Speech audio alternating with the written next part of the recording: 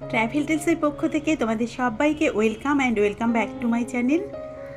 এখন দুপুর 3:30 মতো বাজে। আজকে আমি তোমাদের এডিনবরা শহরটা পায়ে হেঁটে ঘুরে দেখাবো। এটা দারুণ সুন্দর দেখতে একটা পার্ক। দেখো, পার্কের ভেতরে এইরকমভাবে গাছগুলো রয়েছে, বিশাল বড় এরিয়া নিয়ে সবুজের সমারোহ। তো এই পার্কের ভেতর দিয়েই আমরা হেঁটে যাব। আর এক সাইডে রয়েছে টেন্ট মতো করা, যেখানে ওই সার্কাস মতো হচ্ছে আর কি।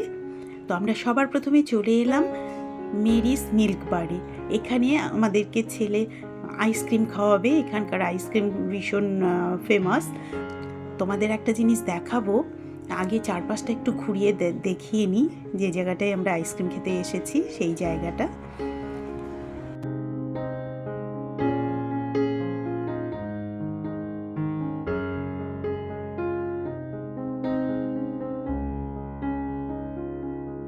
এটা মার্কেট স্ট্রিট। আমার পেছনেই ক্যাসেলের উঁচু দিকটাও দেখা যাচ্ছে। তোমরা এখনও যারা ক্যাসেলের ভিডিওটা দেখোনি, অলরেডি আমার এখানে পোস্ট করা আছে, তারা গিয়ে দেখে নিও। এডিনবরা ক্যাসেলের পুরো ভিডিওটা আমি পোস্ট করেছি অলরেডি। ইউকে ভ্রমণের সুন্দর সুন্দর বেশ কিছু ভিডিওস আমি অলরেডি আপলোড করেছি আমার এই চ্যানেলে, পোস্ট করে দিয়েছি অলরেডি।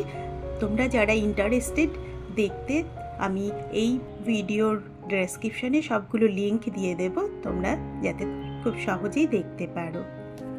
এইবার আমি তোমাদের দেখাচ্ছি আমরা কত পেছনে এই আইসক্রিম খাবার লাইন দিয়েছি। এই দেখো, এই রকম বিশাল একটা লাইন রয়েছে রাস্তায় থেকে অনেকটা ওপরে। এখানে তো একটু হিলি এরিয়া, জায়গায় জায়গায় এরকম হিল মতো রয়েছে।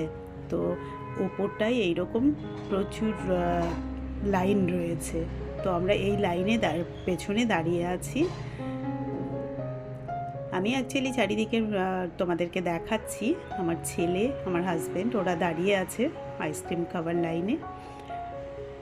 তো দেখা যাক কখন আমাদের টার্ন আসে। আইসক্রিমটা খেয়ে তারপর বাকি আবার তোমাদের নিয়ে চলে যাব ওই মার্কেট স্ট্রিটটা দেখিয়ে নিয়ে চলে যাব ভিক্টোরিয়া স্ট্রিটে। সেখানেও দেখবার মতন সব রয়েছে। তারপর তোমাদের নিয়ে চলে যাব আজকে স্কটল্যান্ডের ন্যাশনাল মিউজিয়াম যেটা রয়েছে সেখানে।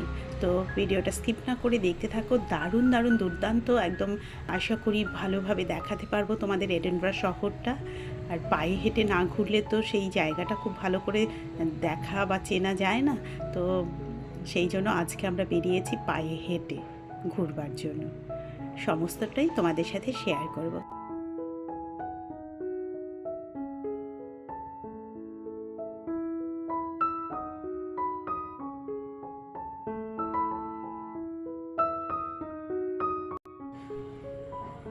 প্রচুর দোকান দেখতে পাচ্ছি, খাবারের দোকান যেরকম রয়েছে সেই রকম কি বলবো, অর্নামেন্টসের রয়েছে। দেখো, নানা ধরনের জিনিসের এই মার্কেট স্ট্রিটে দোকান রয়েছে। তবে আমি কিছু কিনছি না, প্রচুর দাম। দেখতে দেখতে এগিয়ে যাচ্ছি।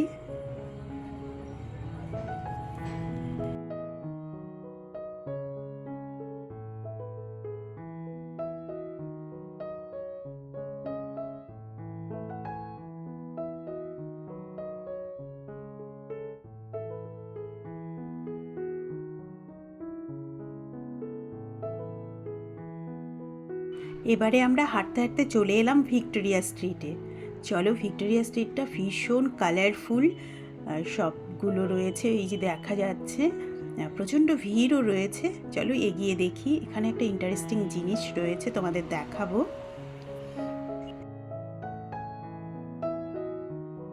প্রচুর ভিড় রয়েছে। দেখো, সবাই আমাদের মতো ফটোও তুলছে, আমাদের মতোই বেড়াতে এসেছে মনে হচ্ছে। বলেছিলাম যে কালারফুল সব শপগুলো রয়েছে। দেখো কি সুন্দর কালার। আর এখানে না একটু বাদে বাদেই ওপেন এয়ার পারফর্ম করছে। তো এটা হচ্ছে এখানকার ফ্রেঞ্চ টাইম। তো সেই জন্য সেটাও দেখতে ভীষণ সুন্দর লাগছে, দাঁড়িয়ে দাঁড়িয়ে লোকজন দেখছে। এই যে বলেছিলাম তোমাদের একটা জিনিস খুব সুন্দর দেখাবো, এই হ্যারি পটার মিউজিয়াম। তবে এটা মিউজিয়াম ঠিক নয়, হ্যারি পটারের জিনিস দিয়ে হয়তো বা সাজানো।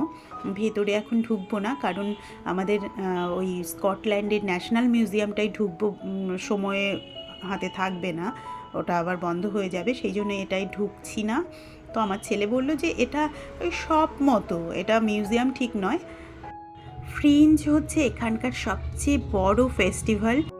অ্যাকচুয়ালি এই ফ্রিঞ্জ টাইমটাই এলে পরে, স্কটল্যান্ডের ক্যাপিটাল যেহেতু এডিনবরা, তো প্রচুর ভিড় থাকে, দেখতেই পাচ্ছ প্রচুর ভিড়, নানা দেশ বিদেশের লোকজন দিয়ে ভর্তি রয়েছে।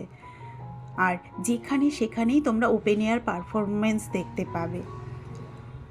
তো আমরা চলেই এসেছি ন্যাশনাল মিউজিয়াম অফ স্কটল্যান্ডে। চলো এবারে আমরা ঢুকে যাব।